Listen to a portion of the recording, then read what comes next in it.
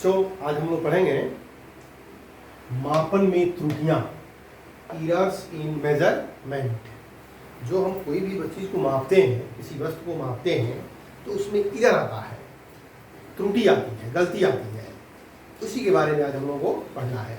क्या होती है मापन में त्रुटियां? किसी भौतिक राशि की मापी गई माप और वास्तविक मानों के बीच के अंतर को मापन त्रुटि कहते हैं। इसका मीनिंग ये हुआ कि हमारे पास अगर एक राड है, अगर इसकी लंबाई 1 मीटर है, अगर हम किसी इंस्ट्रूमेंट से मापेंगे तो हो सकता है कि 1 मीटर से अधिक हो जाए या 1 मीटर से कम हो जाए। जैसे मार्केट से अगर आप 1 किलो आलू लाते हैं और आप किसी इंस्ट्रूमेंट पे ही उसको मापे होंगे और दूसरे इंस्ट्रूमेंट पर जब मापेंगे तो हो सकता है कि 1 ग्राम कम हो जाए या 1 ग्राम अधिक हो जाए। तो ये कम और अधिक होना, यही क्या कहलाती है? त्रुटि कहलाती है। अब ये त्रुटि, मापन में जो त्रुटि होती है ये 3 तरह की होती है। पहला क्रमबद्ध त्रुटियां। क्रमबद्ध त्रुटियां का मतलब उसमें होता है जिसमें एक ही डायरेक्शन में वस्तु को मापते हैं। एक डायरेक्शन का मतलब सीधी रेखा में मापते हैं। जब एक ही डायरेक्शन में मापते हैं तो उसमें या तो त्रुटि धनात्मक हो जाती है या तो ऋणात्मक हो जाती है। एक डायरेक्शन में जब मापेंगे तो हो सकता है उसकी लंबाई थोड़ी सी बढ़ जाए, अब हो सकता है लंबाई थोड़ी सी घट जाए। बढ़ जाती है तो धनात्मक त्रुटि और घट जाती है तो ऋणात्मक त्रुटि। एक डायरेक्शन में मापने पे त्रुटियां जो है उत्पन्न होती हैं, इसको बोलते हैं सिस्टमेटिक एरर। एक होती है यांत्रिक त्रुटियां, इंस्ट्रूमेंटल एरर। इंस्ट्रूमेंटल का मतलब होता है जो हमारे उपकरण होते हैं, यह त्रुटि उस उपकरण के कारण होती है। उपकरण का मतलब ये कि उसकी बनावट ही जब बनाया गया, उसको डिजाइन किया गया, डिजाइन के समय ही उसमें त्रुटि आ जाती है। उस त्रुटि को हम दूर नहीं कर पाते हैं। उसको दूर करने के लिए या तो उस इंस्ट्रूमेंट को ही बदल दें, उसके पार्ट को बदल दें, या जितना भी बदलते हैं उसमें कुछ कम कर सकते हैं त्रुटि को, लेकिन हमेशा उसको चाहे कि 0 कर दें, रिड्यूस कर दें। रिड्यूस हो सकता है, कम हो सकता है, लेकिन त्रुटि 0 नहीं हो सकती है। और एक होता है अनियमित त्रुटियां, रैंडम। रैंडम त्रुटियां का मतलब ये होता है, जैसे कोई इंस्ट्रूमेंट है और इंस्ट्रूमेंट पर मान लीजिए धूल जम गया, या उस बीच में जो हमारे पास तुला है और तुला के बीच में जो सेंटर में जो लगा हुआ है राड पकड़ने के लिए डोरी लगी हुई है, पता लगा वो डोरी उसमें बढ़िया से फिट नहीं हुई है, या बहुत सी चीज़ें हैं जो उसके कारण जो है उत्पन्न होती हैं। इनको बोलते हैं अनियमित, रैंडम एरर। तो ये 3 तरह की त्रुटियां होती हैं। हम लोगों को पढ़ना है जो त्रुटियों के बारे में, वो त्रुटि के बारे में आपको हम बता रहे हैं वो किस तरह से पढ़ना है।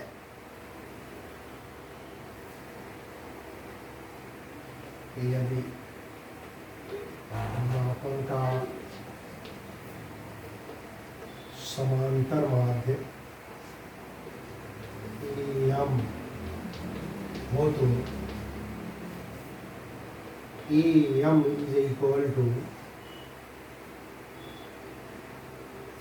ध्यान दीजिए इस पर, हम कोई मान लेते हैं, माना किसी भौतिक राशि को ए को n बार मापा गया है। कोई वस्तु है, इसकी लंबाई मान लीजिए, इसको n बार मापा गया, 1 बार, 2 बार, 3 बार, 4 बार, n बार मापा गया है। इन मापनों के परिणाम, पहली बार मापा गया तो A1 आया, दूसरी बार A2 आया, तीसरी बार A3 आया, यानी बार AN आया, ऐसे दिया हुआ है। यदि मापन का समांतर माध्य m हो, समांतर माध्य कैसे निकालते हैं? सबको जोड़ देते हैं और जितनी संख्याएं हैं उससे क्या करते हैं? भाग देते हैं। तो am बराबर हो जाएगा A1 plus A2 plus A3 plus dot dot an by an। यह जो मान आता है, यह मान, हमें ये नहीं मालूम है कि वस्तु का सही मान कितना है। सही मान मतलब वास्तव में वास्तविक मान इसका कितना है, हमें मालूम नहीं है। तो यही मान क्या कहलाता है? वास्तविक मान कहलाता है। तो यहाँ पर लिख सकते हैं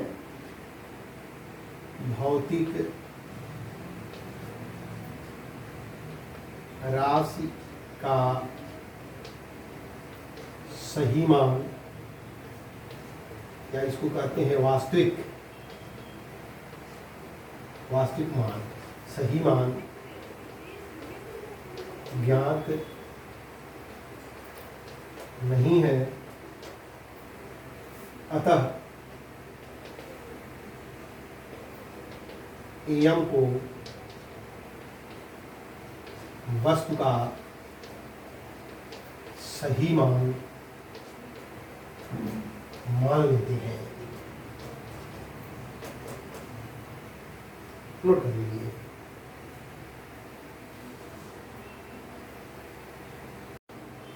राशि ए के माप में निरपेक्ष त्रुटि। पहली माप इसकी कितनी मापी गई थी? A1। दूसरी माप A2। तीसरी माप A3। लास्ट वाला AM। सबका माध्य निकाला गया तो क्या आया? AM।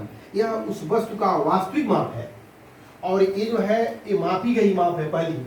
तो अतः राशि ए के माप में निरपेक्ष त्रुटि इसको ऐसे लिखते हैं डेल्टा A1 बराबर। अब ध्यान देना है कि AM आया है वास्तविक मान और ये हमारा मापी गई माप है, ये वास्तविक माप है या सही माप है। तो सही माप में से जो मापी गई माप है वो घटाएंगे तो लिखेंगे यहाँ पर AM माइनस A1 और ये मॉडुलस में रहेगा, इसलिए कि ये वैल्यू हमेशा क्या आती है? पॉजिटिव आती है। अगर मापी गई माप बड़ी होगी तो सही मान में से घटाएंगे। अगर ये बड़ा है A1 तो A1 माइनस AM करेंगे। अगर AM बड़ा है तो AM माइनस A1 कर। किसी भी स्थिति में ये मान कैसी आनी चाहिए? पॉजिटिव आनी चाहिए। या इसको दूसरा निरपेक्ष त्रुटि निकालना हो तो डेल्टा A2 बराबर मॉड कितना हो जाएगा? AM minus A2। इसी तरह से अगर निरपेक्ष त्रुटि तीसरे नंबर की निकालनी है, तीसरी माप की, तो यह हो जाएगा AM माइनस A3। ऐसे ही अगर एनवी निकालना है डेल्टा AN तो हो जाएगा AM माइनस AN। इस तरह से ये सब क्या कहलाती है? निरपेक्ष त्रुटि। निरपेक्ष त्रुटि का मतलब आप ये समझिए कई माप दिए होंगे तो सभी मापों का क्या निकालेंगे? समांतर माप है और समांतर माध्य में से हर एक मान को क्या करेंगे? घटाएंगे। और वो मान निगेटिव आए चाहे पॉजिटिव आए वो वैल्यू हमेशा क्या आनी चाहिए? पॉजिटिव आनी चाहिए। इसका मतलब होता है पॉजिटिव मॉडुलस है, मॉड बोलते हैं इसको। ये पॉजिटिव मान आनी चाहिए। इसको बोलते हैं कौन सी त्रुटि? निरपेक्ष त्रुटि। तो आप इसे नोट कर लें। अल्पतमांक बराबर मान लिया जाता है।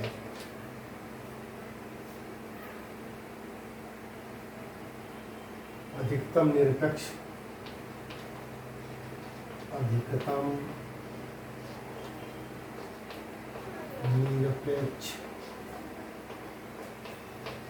त्रुटि बराबर यंत्र की अल्पतमांक, यंत्र की अल्पतमांक। एक प्लस माइनस कुछ भी हो सकता है, प्लस माइनस यंत्र की अल्पतमांक। नोट करने के लिए किसी माप से निरपेक्ष त्रुटि का अधिकतम मान, ये जो वैल्यू आएगी delta A1 delta A2 delta, कोई एक में ऐसा मान आएगा तो बिल्कुल अधिकतम हुआ। अधिकतम मान प्रयोग किए गए मापक यंत्र के, इसको मापने के लिए कोई ना कोई यंत्र लगाया गया होगा। बहुत से यंत्र है, मीटर स्केल है, ये भी एक यंत्र है। वर्नियर कैलिपर्स का नाम सुने होंगे, ये बताएंगे उसके बारे में। पेच मापी का नाम सुने होंगे, स्पेरोमीटर का नाम सुने होंगे। कोण नापते हैं आप, कोण मापक किसको बोलते हैं उसका नाम सुने होंगे। तो जो भी यंत्र है उस यंत्र के अल्पतमांक के बराबर मान लिया जाता है। अधिकतम निरपेक्ष त्रुटि बराबर प्लस माइनस यंत्र की अल्पतमांक। अभी अल्पतमांक क्या होता है इसको हम आगे बताएंगे।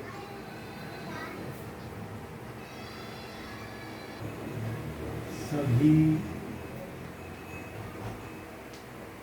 निरपेक्ष त्रुटियों के समांतर माध्य को माध्य निरपेक्ष त्रुटि कहते हैं। माध्य निरपेक्ष त्रुटि कहते हैं। ऐसे इसको लिखेंगे delta A medium is equal to उसमें यहाँ क्या था, पहला निरपेक्ष त्रुटि delta A1 plus delta A2 plus delta A3 plus delta AN by AN, ये कहलाता है माध्य निरपेक्ष त्रुटि।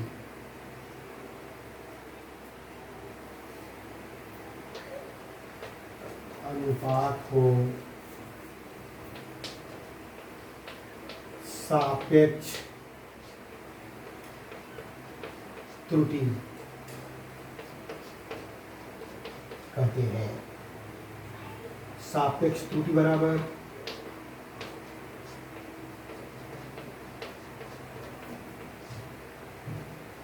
डेल्टा AM बटे AM। और एक और होता है, इसको बोलते हैं प्रतिशत त्रुटि।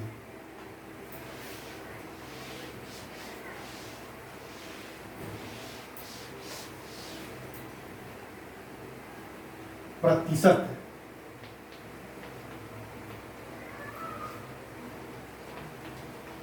त्रुटि बराबर सापेक्ष त्रुटि गुणे 100, यानी delta AM by AM into 100, ये कहलाता है प्रतिशत त्रुटि। एक एग्जाम्पल से आपको और हम क्लियर कर रहे हैं कैसे प्रश्न पूछता है और कैसे आप इसको हल करेंगे।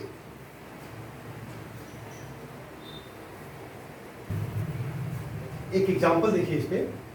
एक प्रयोग में कांच के अपवर्तनांक का मान 1.54, 1.53, 1.44, 1.54, 1.56 तथा 1.54 पाया गया।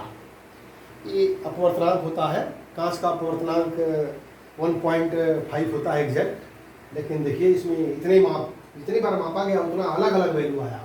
तो कह रहे बताइए अपवर्तनांक का माध्य मान क्या है। तो माध्य मान आप जानते हैं, इसको लिखते हैं n से, अपवर्तनांक को n से लिखते हैं और म्यू से भी लिखते हैं। यहाँ पर n लिख रहे हैं हम, n या म्यू से लिखिए, mu m is equal to, अब सबको जोड़ा जाए कितना कितना है, 1.54, 1.53, 1.44, 1.54 प्लस 1.56, 1.54 बाई कितने हैं, 1 2 3 4 5 6 बाई 6। इसको जब हल करेंगे तो आएगा ये 1.51, इसका कोई यूनिट नहीं होता है। अच्छा, जब इतना वैल्यू आ गया तो ये पहला आंसर निकल गया, अपवर्तनांक का माध्य मान निकल गया। अब प्रत्येक मान में निरपेक्ष त्रुटि, तो निरपेक्छ त्रुटि कैसे निकलती है, delta mu n is equal to mu m minus पहला मान कितना है 1.54, तो म्यू m की वैल्यू कितनी है 1.51 माइनस 1.54 इज इक्वल टू 0.03। ये आएगा निगेटिव में, लेकिन मॉडुलस निकालना है 0.03, ये म्यू 1 हो जाएगा। ऐसे म्यू 2 या हो जाएगा 1.51 माइनस 1.53, इसको जब करेंगे तो 0.02 निगेटिव में आएगा, लेकिन जब मॉडुलस है तो पॉजिटिव कर देंगे।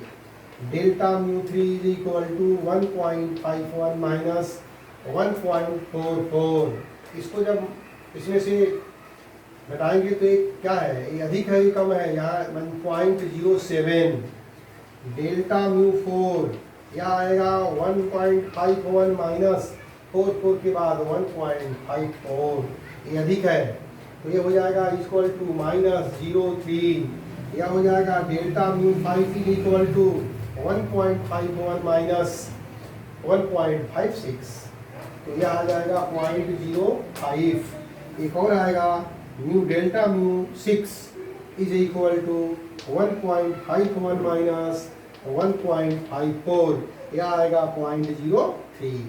यह प्रत्येक मान में निरपेक्ष त्रुटि हो गई। अब पूछा है माध्य निरपेक्ष त्रुटि, इन सभी को जोड़ेंगे, 1 2 आया है ना, देखिए 1 2 3 4 5 6 सबको जोड़ करके और क्या करेंगे, भाग दे देंगे, तो ये कितना आता है माध्य निरपेक्ष त्रुटि। तो माध्य निरपेक्ष त्रुटि को निकालने के लिए आपको बताया गया है delta mu m is equal to, अब 6 राशियां हैं, सबको जोड़ेंगे तो होगा ये 0.03, 0.02, 0.07, 0.03, 0.05, 0.03। अब आई क्या होगा, ये भी 6। सबको जोड़ दीजिए तो कितना आ रहा है, 5 3 8 8 3 11 11 11 7 18 18 2 20 20 और 20 और 3 23 बाई 6 इक्वल टू 0.0, लगभग 0.0 कितना आ जाएगा, ये 6 चौको 24, लगभग 0.04 नोट कर लीजिए।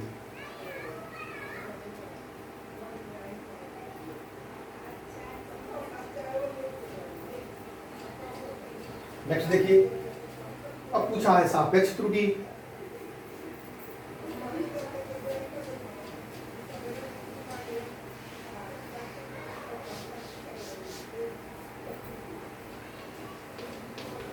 सापेक्ष त्रुटि बराबर डेल्टा म्यूएम अपान म्यूएम। तो डेल्टा म्यूएम की वैल्यू आई 0.04 बाई 1.51। इसको क्या करेंगे, भाग दे देंगे। फिर पूछा है प्रतिशत त्रुटि, प्रतिशत त्रुटि तो क्या करेंगे, 0.04 1.51 इंटू 100, यह हो जाएगा 100 बाई 151, ये आ जाएगा इतना प्रतिशत, कितना प्रतिशत आ जाएगा।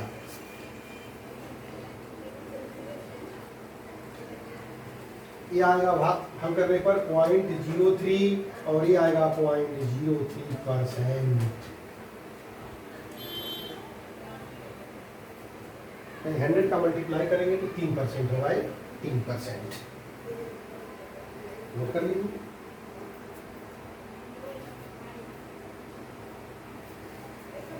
प्रत्यक्ष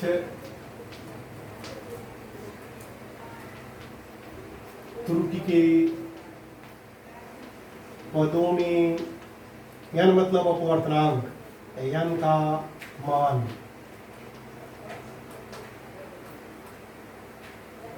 निरपेक्ष त्रुटि के पदों में n का मान कितना आया था, 1.51 और प्लस माइनस निरपेक्ष त्रुटि में आना, सापेक्ष त्रुटि कितनी आई है 0.03। प्रतिशत त्रुटि के पदों में n का मान 1.51 प्लस माइनस 3%। ये लिखने का तरीका होता है। ये निरपेक्ष त्रुटि के पदों में है और ये प्रतिशत त्रुटि के पदों में है। इसको आप नोट कर लीजिए।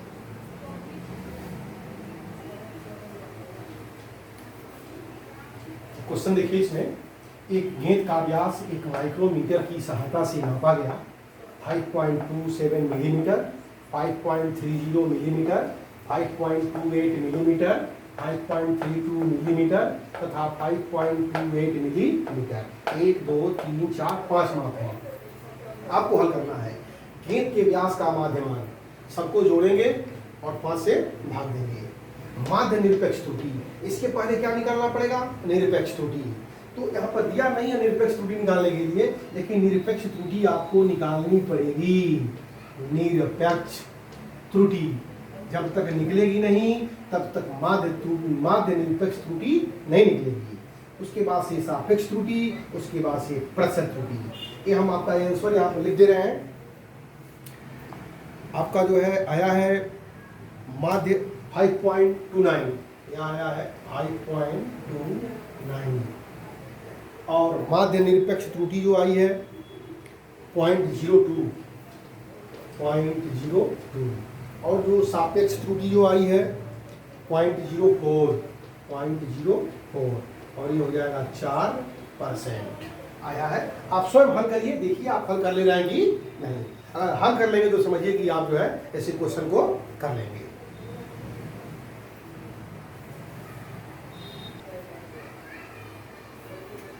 देखिए अल्पतमांक क्या होता है, बहुत इंपॉर्टेंट चीज है। अल्पतमांक क्या होता है, अल्पतमांक का मतलब होता है किसी मापक यंत्र द्वारा, ये भी एक यंत्र है, इससे क्या नापते हैं, लंबाई नापते हैं।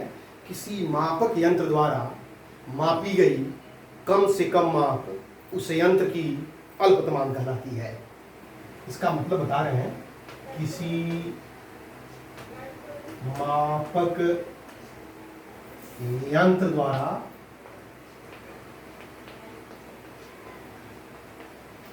मापी गई न्यूनतम माप उस यंत्र की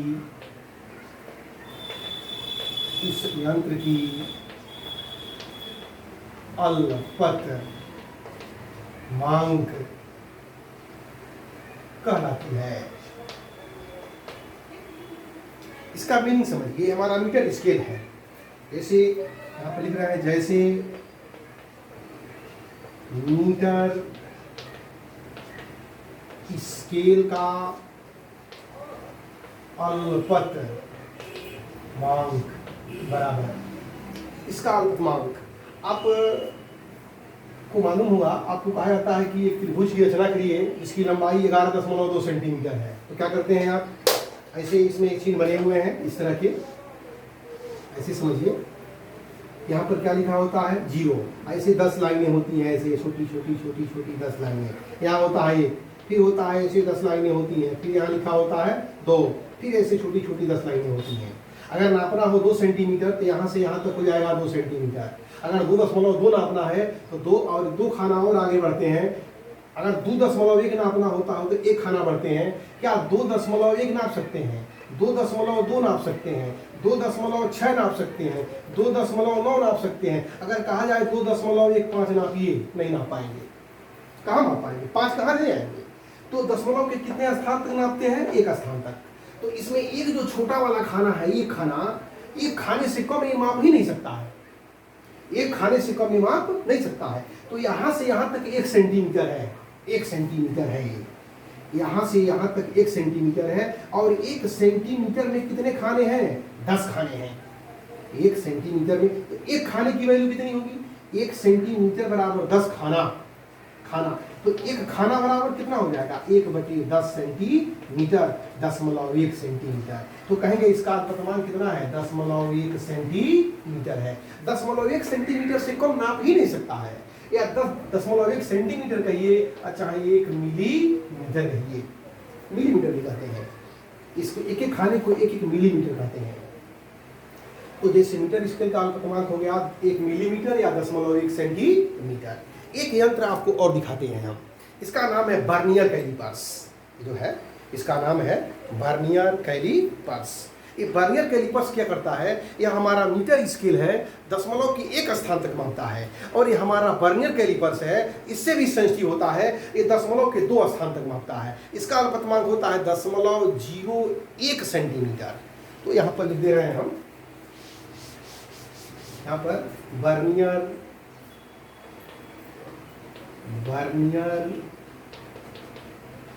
कैलिपर्स का अल्पतमांक बराबर 0.01 सेंटीमीटर। ये 0.2 के 2 स्थान तक नापता है। ये क्या करता है, देखिए, अगर हमें निकालना हो इसका व्यास, अगर इस गिलास है, इस गिलास की 2 त्रिज्याएं होगी, एक बाह्य होगी और एक आंतरिक होगी।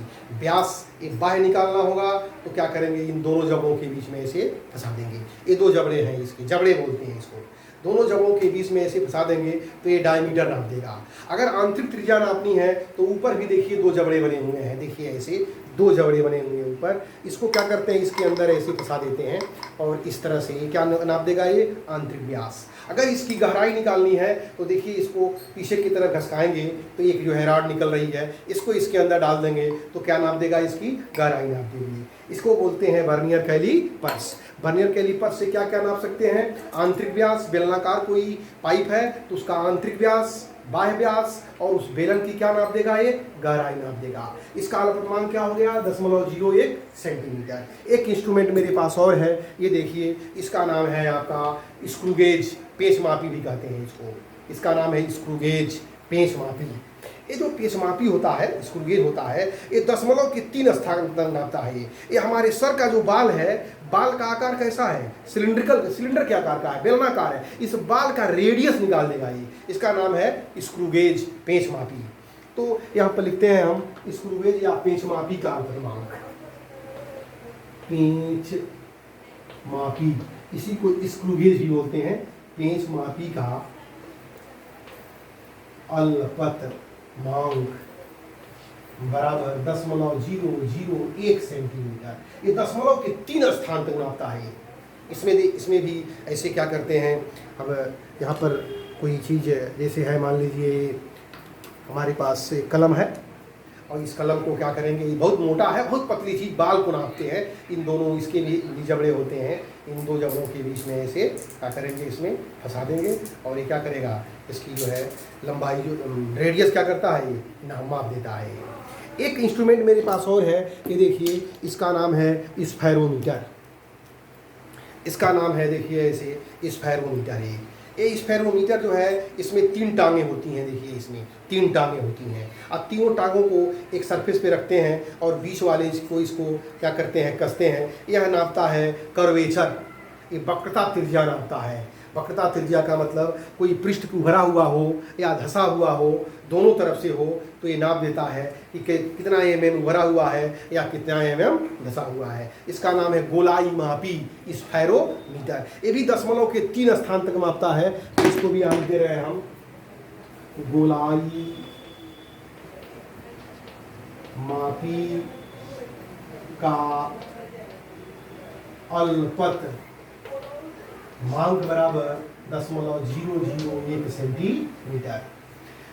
हाथ में कलाई घड़ी होती है, इसमें 3 सुइयाँ होती हैं। एक सबसे बड़ी सेकंड वाली होती है, फिर मिनट वाली होती है, फिर घंटे वाली होती है। आप देखे होंगे सेकंड वाली सुई झटका देके ऐसे ऐसे चलती है, तो एक बार ऐसे चलती है तो 1 सेकंड, फिर मारा 2 सेकंड। क्या आधा सेकंड नाप सकते हैं उससे? नहीं नाप सकते हैं। तो कहेंगे कलाई घड़ी का अल्पतमांक कितना हुआ, कम से कम कितना नापा हो, 1 सेकंड।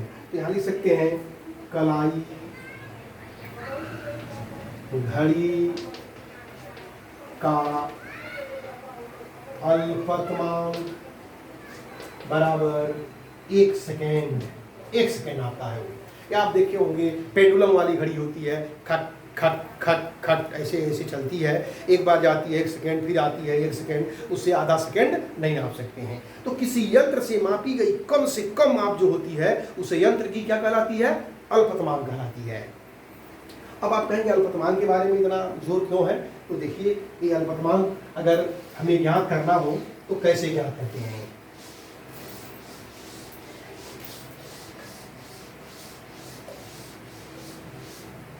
अगर कोई छड़ है, ऐसे हमारे पास 3 छड़ है, 1 2 3।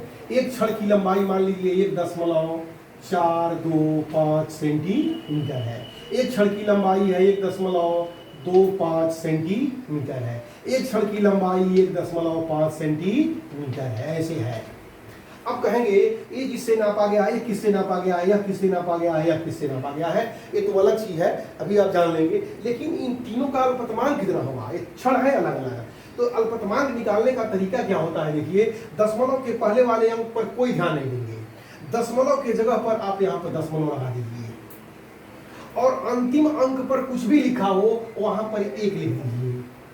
अब बाकी दशमलव और अंतिम अंक के बीच में 2 अंक पर पड़े हुए हैं, इन दोनों को 0 0 कर दीजिए। इतना सेंटीमीटर जिस यंत्र से नापा गया होगा उस यंत्र का अल्पतमांक हो गया 0.001 सेंटीमीटर।